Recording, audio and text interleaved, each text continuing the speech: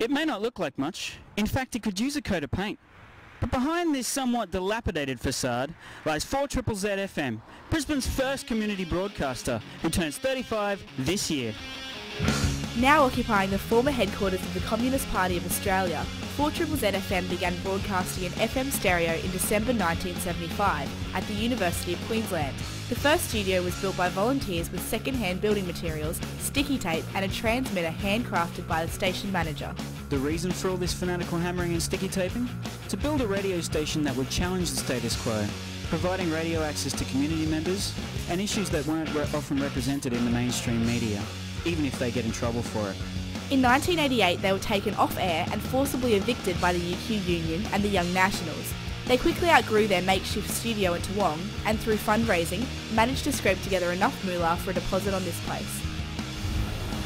35 years into it, 4ZZZ continues to provide a radical alternative to mainstream news, promoting a sense of engagement and activism in the Brisbane community. Much like it was in the 70s, 4ZZZ is almost entirely run by volunteers who select all of the music you'll hear.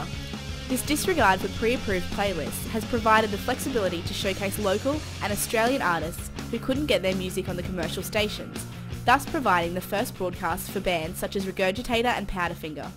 This passion for supporting artists is not limited to musicians though. As part of their 35th birthday bonanza, 4ZZZ is offering one lucky artist the opportunity to paint this bad boy. The whole thing. We spoke to Michelle Brown, Head of Sponsorship and Promotions at 4ZZZ, to talk about the Paint the Town Z concept. Hi Michelle, how are you? I'm well, thanks Mark. How is this special 35th anniversary being celebrated here at ZZZ and in the community? 4ZZZ has big plans this year. We have a couple of things on the go. We have our annual Radiothon subscription drive in August. And this year we have a few little extra things planned to make it a bit more special, such as a retrospective exhibition at Bleeding Heart Gallery. So what we're doing, if you can even see next door here, Dan is compiling all our old audio tapes. So some of our archive footage, audio recordings go back to the late 70s and through the 80s, etc. So we're converting those over, and hopefully at the exhibition we'll have a few audio files, we'll have old posters, old t-shirts, all the old merch, etc. on show for all of Brisbane to come and have a look at. And we also have the Paint the Town Z competition going. Paint the Town Z. Is this run-of-the-mill 4ZZZ artist advocacy or something different? I think you could probably say it's something different.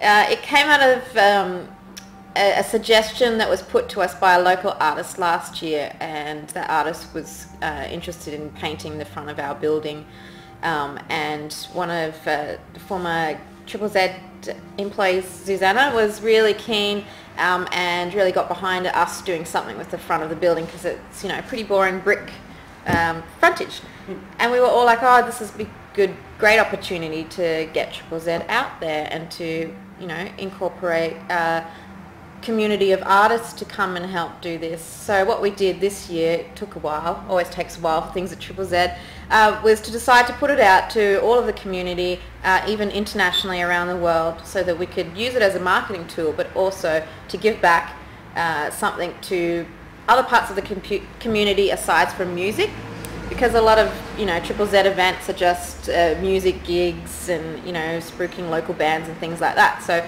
our artists collectives don't get much of a look in. So what we thought this one could be great, and we really want to try and get groups of Brisbane locals to help even the chosen winner, because we've had lots of great feedback of people wanting to do that. So I think it is a bit of a marketing tool because it is getting us out there nationally and internationally to put ZZZ back on the radar, but it's also helping the community. So. Thank you very much for speaking to us. That's all right.